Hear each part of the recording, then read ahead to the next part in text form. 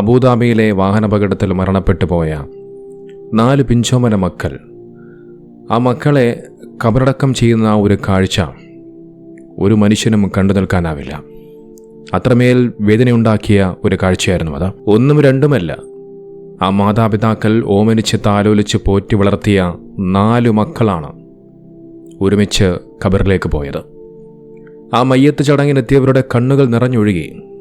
ആ കാഴ്ച എങ്ങനെയാണ് അവരെ സംബന്ധിച്ച് സഹിക്കാൻ കഴിയുക? അതിനേക്കാൾ ഏറ്റവും വിഷമം അവിടെ എത്തിയ മക്കളുടെ പിതാവിൻ്റെ കാഴ്ചയായിരുന്നു.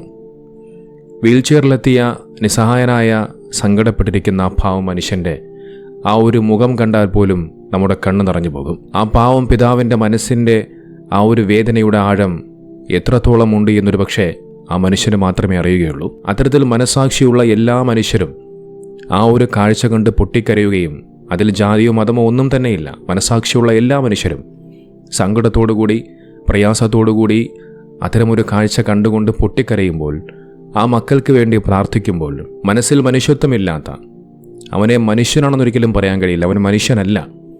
അവൻ മനുഷ്യനായിരുന്നുവെങ്കിൽ ഇതുപോലൊരു കമൻ്റ് അവൻ എഴുതുമായിരുന്നില്ല. മൃഗത്തേക്കാൾ അധപതിച്ചു പോയ ഒരു നരാധമൻ, ഒരു കൃസംഗി എഴുതിയ ഒരു കമൻ്റ് ഇപ്പോൾ ചർച്ചയാവുകയാണ്. മരണപ്പെട്ടു പോയ ആ കുഞ്ഞുമക്കളുടെ ആ ഒരു മയ്യത്ത് സംസ്കാര ചടങ്ങുമായി ബന്ധപ്പെട്ടുകൊണ്ടുള്ള വാർത്തയ്ക്ക് താഴെ ആ കൃസംഗി എഴുതിയ കമൻ്റ് ഇങ്ങനെയാണ്: പന്നി പെറ്റു ഉണ്ടാകുന്ന പോലെ കുറേ എണ്ണം, ചത്തൊടുങ്ങിയാൽ എന്താ ഇനിയും ഉണ്ടാക്കാമല്ലോ. ഒരു മരണത്തിൽ പോലും സന്തോഷം കണ്ടെത്തുകയാണ്. അത് മരണപ്പെട്ടത് 4 മക്കളാണ്, 4 പിഞ്ചുമന മക്കളാണ്. ആ മക്കളുടെ മരണത്തിൽ പോലും സന്തോഷം കണ്ടെത്തുന്ന എന്തു പേര് വിളിക്കണമെന്ന് എനിക്കറിയില്ല. ഇവനൊക്കെ എന്താണ് ചെയ്യേണ്ടത്? ഇവൻ്റെ പേര് ജോസഫ് ബെന്നിയാണ്. ഇവൻ്റെ സമൂഹ മാധ്യമത്തിലെ ഫേസ്ബുക്കിലെ പേജിൽ ചെന്ന് കഴിഞ്ഞാൽ അതിനകത്ത് ചെക്കിന് റിയാദൊക്കെ കാണിക്കുന്നുണ്ട്. അതുകൊണ്ട് തന്നെ പല ആളുകളും ഇവൻ റിയാദിൽ ജോലി ചെയ്യുന്നുണ്ട് എന്നൊക്കെ പറഞ്ഞു വെക്കുന്നുണ്ട്. അങ്ങനെയാണ് എന്നുണ്ടെങ്കിൽ ഒരു മുസ്ലിം രാഷ്ട്രത്തിൽ നിന്നുകൊണ്ട് അവിടുത്തെ പണം പറ്റി ആ പണം കൊണ്ട് ജീവിച്ച് സുഖിച്ച് ആഹാരം കഴിച്ചിട്ട് അതേ മുസ്ലിമീങ്ങൾക്കെതിരെ തന്നെ ഇവൻ വർഗീയ വിദ്വേഷം പടർത്തിക്കൊണ്ടിരിക്കുന്നു. നോക്കൂ, ഇവനെ എത്രയും വേഗം കണ്ടെത്തേണ്ടതുണ്ട്, നിയമത്തിൻ്റെ മുന്നിൽ കൊണ്ടുവരേണ്ടതുണ്ട്. ഇതുപോലെ ഇനിയൊരു കമൻറ്റ് ഈ വർഗീയവാദി, കൃസംഗിയായ ഈ വർഗീയവാദി ഇനി ആരെക്കുറിച്ചും പറയാൻ പാടില്ല. നോക്കിയത് ആദ്യമായിട്ടൊന്നുമല്ല, ഇതുപോലെ ഇതിനു മുമ്പും പലവട്ടം ഉണ്ടായിട്ടുണ്ട്. ഏതെങ്കിലും മുസ്ലിം സഹോദരങ്ങൾ ഒരു ദുരന്തത്തിലോ മറ്റോ എന്തെങ്കിലും മരണപ്പെട്ട് കഴിഞ്ഞാൽ അതിൽ പിഞ്ചു മക്കളാണെന്നൊന്നും അങ്ങനെയൊന്നും നോക്കാറില്ല. അവർ മരണപ്പെട്ട് കഴിഞ്ഞാൽ ആ വാർത്തകൾക്ക് താഴെ ഇത്തരം വർഗീയവാദികൾ നിരന്തരമായിക്കൊണ്ട് വളരെയധികം മോശമായ കമൻറ്റുകൾ ഇടാറുണ്ട്. ഇതിനു മുമ്പും ഞാൻ തന്നെ പലവട്ടം അത്തരത്തിലുള്ള കമൻറ്റുകളിട്ട സംഘികളെയും കൃസംഘികളെയും അത്തരത്തിലുള്ള വർഗീയവാദികളുടെ പല വിഷയങ്ങളെക്കുറിച്ചും ഞാൻ സംസാരിച്ച വിഷയമാണ്. എന്നാലും ഇവന്മാർ അത് ചെയ്തുകൊണ്ടേയിരിക്കുന്നു. കാരണം എന്താണെന്ന് ചോദിച്ചാൽ നിയമം, ആ നിയമത്തിനെ പേടിയില്ലാത്തത് കൊണ്ടാണ്. നിയമം ഇതുപോലെയുള്ള നരാധവന്മാർക്ക് അർഹമായ ശിക്ഷ കൊടുക്കാത്തത് കൊണ്ടാണ്. ഇതുപോലെയുള്ള വർഗീയമായി ചിന്തിച്ചുകൊണ്ട് മനുഷ്യന്മാരുടെ മരണത്തിൽ പോലും ഇത്തരം വർഗീയവാദികൾ സന്തോഷം കണ്ടെത്തുന്നത്. ഏതായാലും ഇവനുമായി ബന്ധപ്പെട്ടുകൊണ്ട് റിയാദിൽ ഇവനെതിരെ പോലീസിൽ പരാതി കൊടുത്തിട്ടുണ്ട് എന്നൊക്കെ അറിയാൻ കഴിയുന്നുണ്ട്.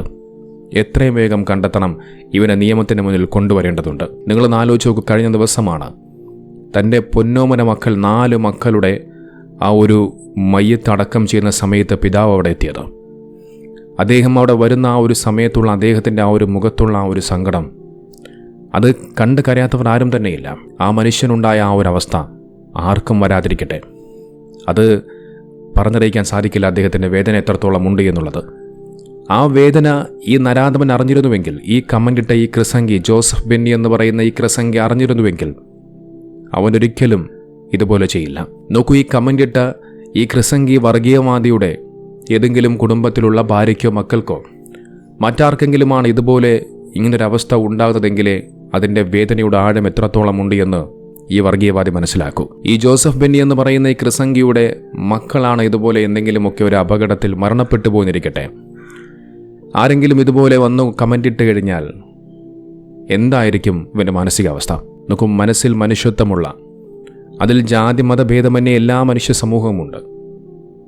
എല്ലാവരും ഒന്നടങ്കം ആ കാഴ്ച കണ്ട് വിങ്ങിപ്പൊട്ടുമ്പോൾ ഇതുപോലെ ഇപ്പോഴും മരണത്തിൽ പോലും സന്തോഷം കണ്ടെത്തി ജീവിക്കുന്ന ഇതുപോലെയുള്ള വർഗീയവാദികൾ നമുക്കിടയിലുണ്ട്, നമുക്ക് ചുറ്റുമുണ്ട് എന്ന് നാം എല്ലാവരും മനസ്സിലാക്കണം.